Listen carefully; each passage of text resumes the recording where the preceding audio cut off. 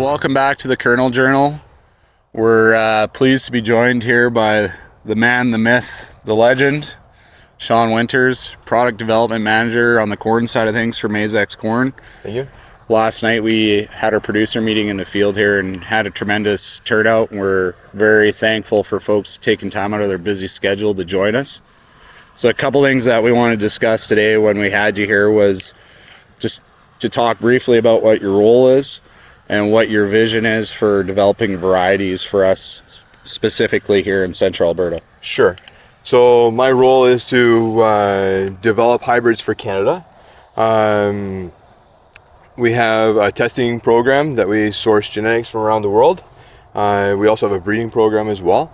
Our breeding program is 95% based on Western Canada for this area.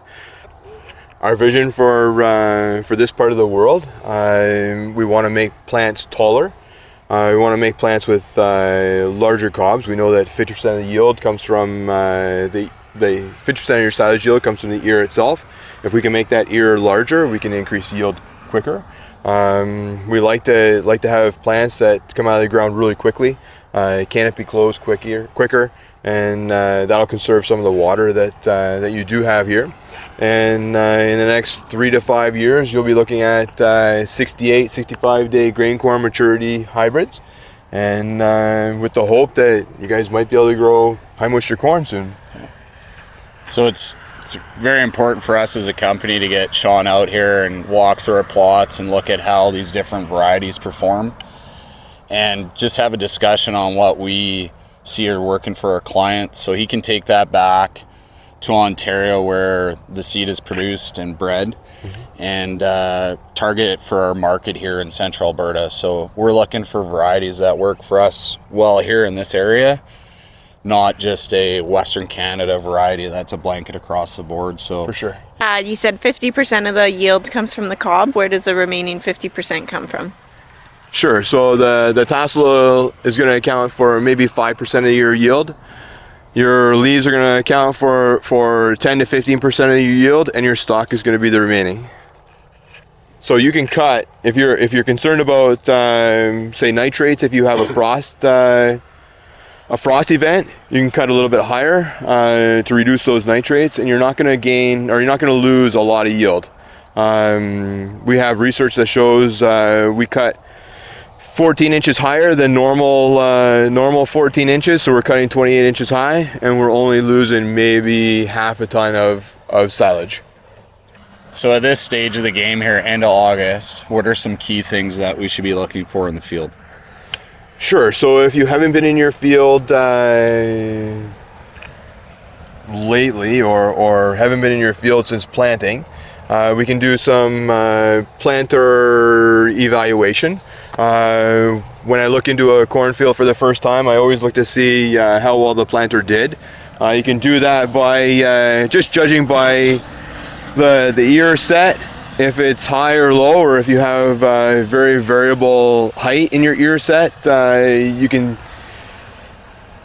evaluate that the planter maybe wasn't doing its best job as what it could have. Ideally, I want all the tips of the ears, or all the bases of the ears, to be 6 inches variation from the high to the low.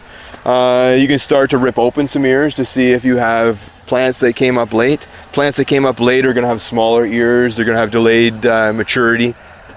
So ideally, you want all your ears the same size or similar size, and at a similar stage. If I see that in a field, I know that the planter guy did a really nice job. The planter was set up well, and that you've maximized what you could do for your yield potential. An update here for the growing season. Since April 28th, when we planted this crop here, we've received 1,920 heat units. So we're in really good positioning moving into the beginning of September. Big thing that all producers are watching for is that first full moon that's going to be coming up here in the next 3 weeks. Concern with that is just frost. Traditionally, that will come in and kill the plants and end the season for us, and then we're waiting for dry down and staging for harvest. So very important time of year to be keeping an eye on your crop, keeping an eye out for that full moon and what nighttime temperatures look like. In this plot here, we have a Davis weather station where we've been recording daytime temperatures, nighttime temperatures, wind speed, and also moisture. As it sits right now on this plot, we've received about 15.5 inches of rain since we planted here. So we've been very fortunate to catch the moisture. Coming into August here the last couple weeks, we definitely grabbed some gears as far as heat to finish this crop off. And as you can see behind us, a lot of these cobs are developing quite well. We're seeing really good starch accumulation and yellow pigmenting changing within the cob. We picked some ears last night, and within an hour they had started denting. So you're really close to the denting stage of corn. You're going to get a lot of hot weather here in the next 7 days. This corn's going to move fast, and by the end of the weekend, I would expect corn that's planted decently early to be dented. Okay. So George had mentioned that we've had 1,920 heat units since we planted this crop, and some of our earliest maturing varieties have a 1,900 corn heat unit rating till silage. So can you explain why that means we've still got a ways to go before we intend to silage? For sure. So in our research locations, we have some farther north than what we would normally put them. Those locations are at risk of early frost, so we can evaluate all we want in those locations, but if we get an early frost, things stop as soon as that frost happens. Quite often we'll plant hybrids in a little later location and evaluate them there so that we are guaranteed that we can get maturity. In those later locations for early maturity hybrids, things happen much quicker. So last night we talked about how corn changes color within a few days, and we talked a little bit about in the spring, why does it matter that we keep our corn clean, or why does it matter if we have all of our seeds come up in 48 hours? In corn, things happen fast. So we evaluate in those later locations early maturity so that we're guaranteed to get data. At the end of the day, things are relative. We do our best to evaluate maturity. We're going to be close. We're not going to be perfect. So the other thing is that sometimes weather stations will keep adding CHUs even though you hit that max for the day. So you might be getting more CHUs than what the corn actually thinks it got. The other thing is corn tends to slow down in growth as soon as you hit 12 degrees or less than 12 degrees. So it takes a little bit more time when you get those cold nights for that corn to start up again and start pumping. The cool thing here is that we've had 30-degree weather. Things are happening fast, but man, I'm cold here. It's I don't know, what is it, 11 degrees or something? I need a sweater. I'm like the corn plant. It's going to take me till noon to keep going, right? To warm up and get these pants off and put corn's the same way. Yeah. Corn right now is thinking that it's cold. Yeah. And it's going to take a little bit of time to get that corn to warm up. We really appreciate you coming out from Ontario and spending some time with us and touring around and getting a good understanding of the opportunities and challenges we face in this area here. Yeah.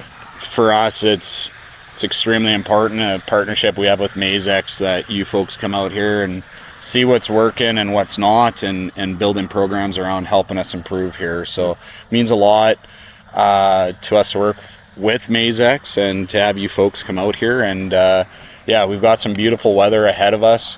We're really excited to see how this crop finishes off here throughout the season, the next little bit here. If you have any questions or would like an opinion on a crop, please give us a call. We're more than happy to come out and take a look. So reciprocal. It's nice to be here, right? I don't get the opportunity to go out on farms very often. It's nice to see the local flavor and get the local flavor of what's working and what maybe doesn't work or we need to adjust. It helps to bring that back to our development program. We can develop hybrids that are specifically for you to help you expand your business and help growers here. And it's a nice honor to be here. Thank you very much. yeah, thank you. Thank you.